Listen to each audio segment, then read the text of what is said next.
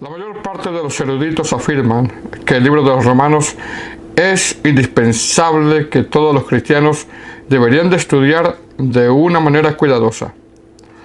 Algunos le llaman al libro de los Romanos la columna vertebral del cristianismo, ya que en el libro de los Romanos se presentan de una manera amplia y expositiva las doctrinas más importantes de la salvación. El libro de Romanos nos enseña que el hombre es pecador, nos enseña que todos estábamos destituidos de la gloria de Dios, nos enseña la predestinación, nos enseña el llamado, nos enseña la justificación, nos enseña la glorificación y nos enseña a poner en práctica la vida cristiana. Cada erudito concuerda que el libro de los Romanos está al principio de las cartas, no porque se haya escrito primero, sino que está por la importancia de las enseñanzas que expone esta carta. El apóstol Pablo en Romanos 1:16 da una afirmación contundente, y esta afirmación dice: porque no me avergüenzo del Evangelio, porque es poder de Dios para salvación a todo aquel que cree, al judío primeramente y también al griego.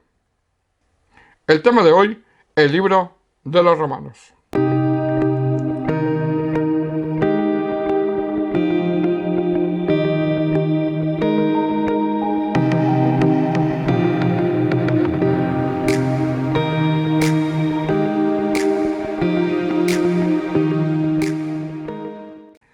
Esta declaración contundente que el apóstol Pablo está dando, está diciendo que el Evangelio tiene tanto poder que puede cambiar, transformar y salvar tanto a un judío como a un griego dentro del plan soberano de Dios. Ahora, en el trasfondo histórico, cultural y social, no era fácil que un judío y un griego fuesen transformados. El apóstol Pablo, antes de su conversión, siendo Saulo, era un judío muy preparado, que nadie pensaría que lo pudieran cambiar. La mayoría de los especialistas en historia concuerdan que en esa época había 3 universidades más importantes de todo el mundo, y una de ellas estaba en Tarso.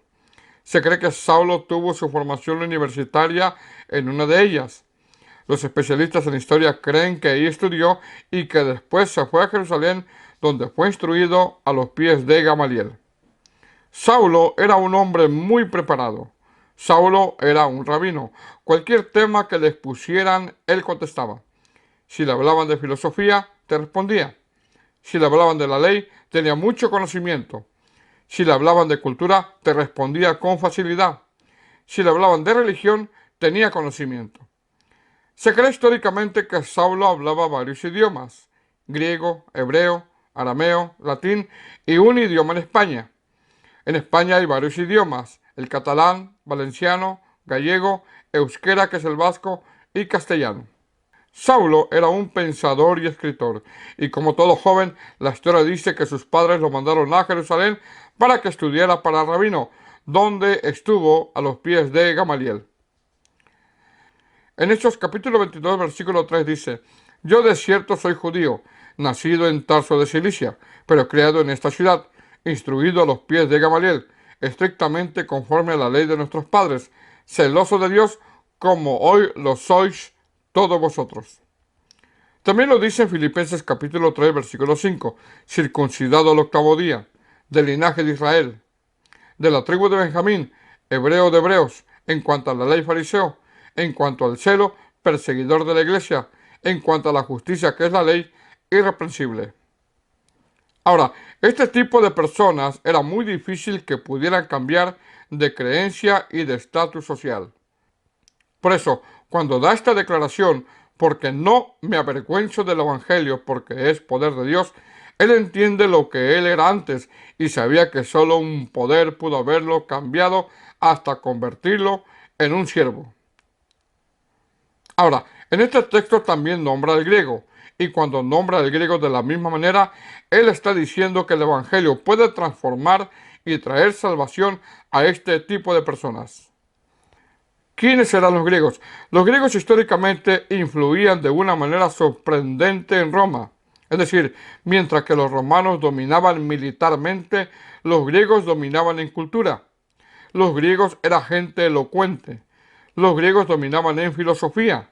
Los griegos dominaban en literatura. Los griegos dominaban en ciencia, los griegos dominaban en arte, los griegos dominaban en deporte. Los griegos tenían juegos ístmicos, que son lo que ahora llamamos los Juegos Olímpicos, que eran cada 4 años. También tenían juegos nemeos, que eran cada 2 años. Estos juegos consistían en carreras, pentatlón, lucha, boxeo, carrera de carros, salto de longitud, juego de pancracio, lo que hoy se conoce como las artes mixtas. Los griegos tenían juegos panatenaicos.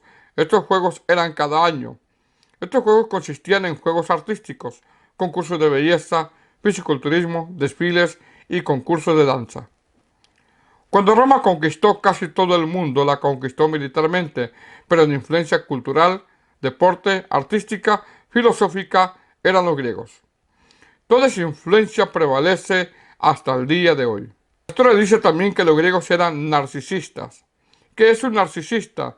Un narcisista es alguien que se siente superior a los demás. Los narcisistas no aceptan críticas. Los narcisistas aparentan no tener necesidad de nadie.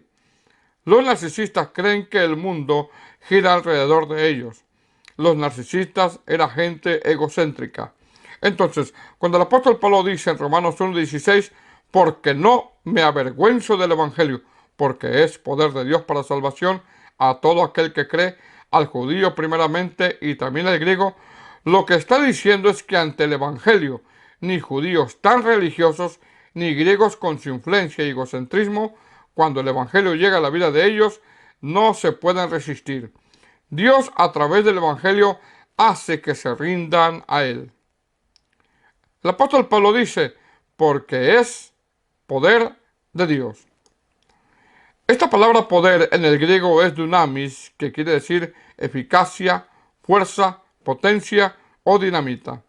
Mas, sin embargo, esta palabra poder en una variante del griego es también dumi, que quiere decir poner hacia abajo o derribado. Entonces, esto quiere decir que cuando Dios permite que el Evangelio llegue a la vida de alguien, el Evangelio hace que esta persona se derribe, en este caso se humille delante de Dios. Ahora, tanto poder tiene el Evangelio que este judío religioso ahora se presenta en Romanos 1:1 como Pablo, siervo de Jesucristo. Y esta palabra siervo viene del griego doulos, que es encadenado o esclavo.